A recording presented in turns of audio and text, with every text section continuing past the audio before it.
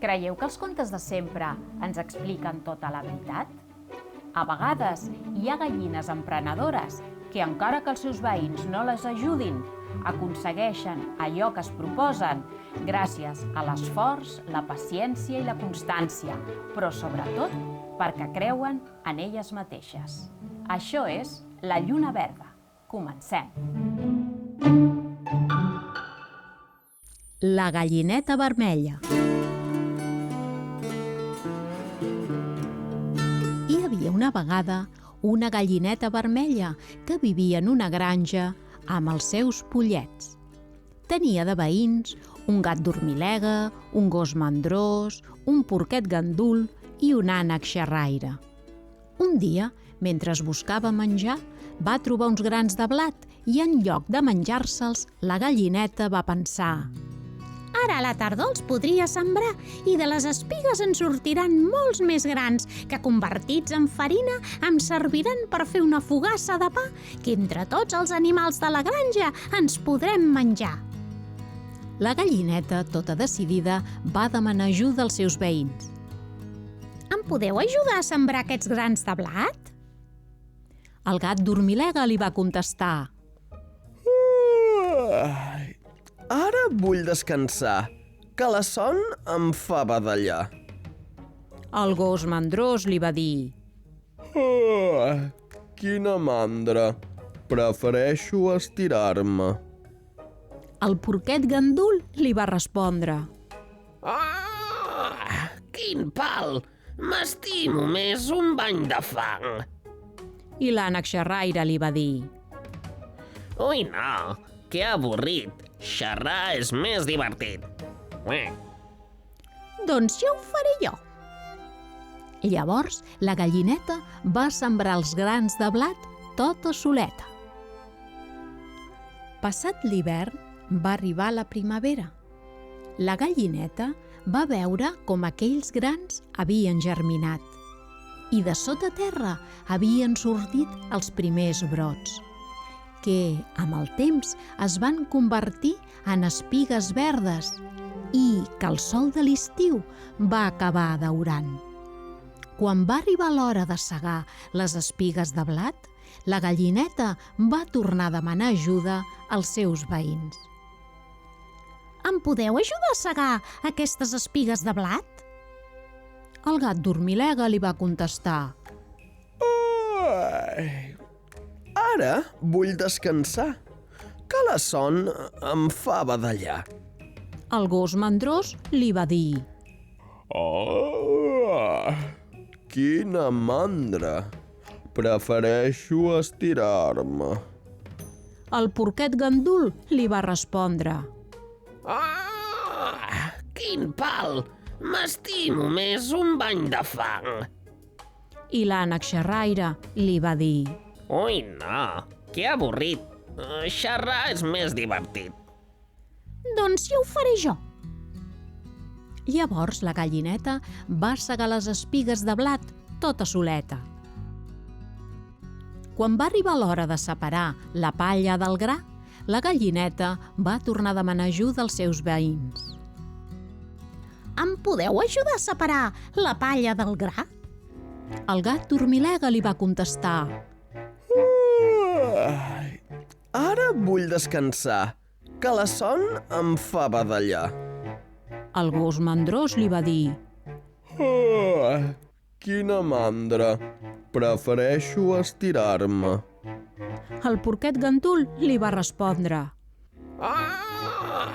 quin pal! M'estimo més un bany de fang. I l'ànec xerraire li va dir: Ui, no, que avorrit. Xerrar és més divertit. Doncs ja ho faré jo. I movent les seves ales va fer vent i en un moment va separar la palla del gra. Quan va arribar l'hora de portar el gra al molí per moldre'l i fer farina, la gallineta va tornar a demanar ajuda als seus veïns. Em podeu ajudar a portar el gra al molí per fer farina? El gat dormilega li va contestar: ara vull descansar, que la son em fa badallar. El gos mandrós li va dir: Quina mandra! Prefereixo estirar-me. El porquet gandul li va respondre: Quin pal! M'estimo més un bany de fang.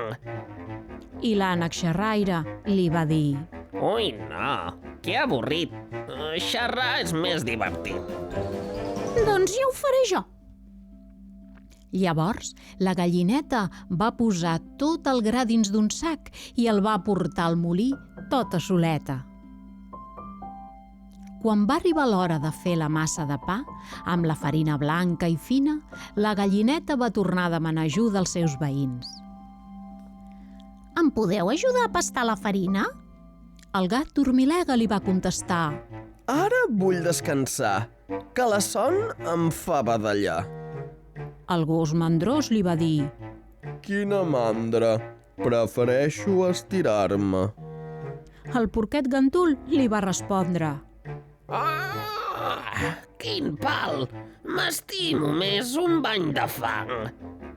I l'ànec xerraire li va dir: Ui, no, que avorrit. Xerrar és més divertit. Doncs ja ho faré jo. Llavors, la gallineta, tota soleta, va començar a pastar la farina amb aigua, sal i llevat. La gallina fornera pasta sola al pa. La gallina fornera pasta sola al pa. I pasta, i pasta, i pasta sola al pa. La gallina fornera pasta sola al pa.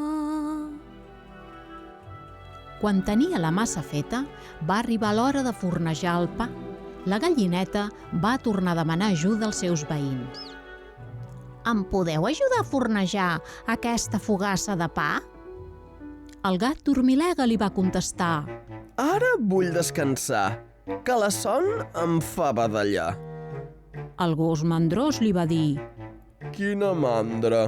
Prefereixo estirar-me. El porquet gandul li va respondre: Quin pal! M'estimo més un bany de fang. I l'ànec xerraire li va dir: Ui, no, que avorrit. Xerrar és més divertit. Doncs ja ho faré jo.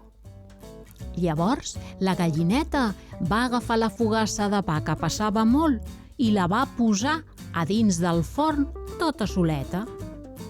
Quan tenia la fogassa cuita, va arribar l'hora de menjar-se el pa i la gallineta va preguntar als seus veïns: Qui m'ajudarà a menjar aquest pa tan bo? Jo! Va dir el gat dormilega. Jo! Va dir el gos mandrós. Jo! Va dir el porquet gandul. Jo! Va dir l'ànec xerraire. A sobre que no m'heu ajudat ni a sembrar, ni a segar, ni a separar la palla del gra, ni a portar-lo al molí per fer farina, ni a pastar la massa i ni a fornejar la fogassa. Ara us el voleu menjar? Doncs no, ho faré jo. I ara me l'emportaré jo soleta a la meva caseta. Llavors la gallineta va menjar-se aquell pa cruixent acabat de fer amb els seus pollets. I tant els hi va agradar que ni una engruna van deixar. I el gat dormilega, el gos mandrós, el porquet gandul i l'ànec xerraire es van adonar que, com no s'havien esforçat, no tenien el pa guanyat. I vet aquí que, si aquest conte us ha agradat, el donarem per acabat. Us ha agradat?